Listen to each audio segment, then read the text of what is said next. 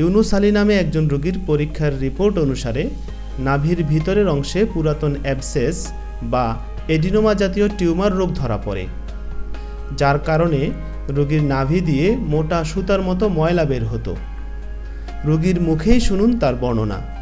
নাভি দিয়ে কালো সুতার মতো একটা এই রোগটা কতদিন যাবত? 1 বছর দেখা গেছে। এটা 1 বছর ধরে ওষুধ খেয়েছি, কিন্তু কাজ হলো না।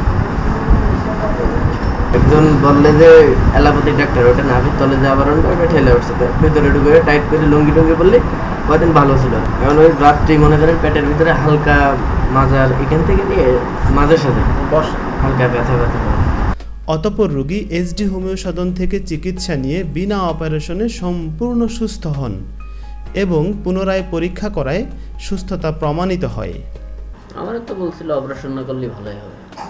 আমি তো ওই ভয় ওইদিকে ঝুঁকি নিয়ে আল্লাহ তখন বাঁচায়।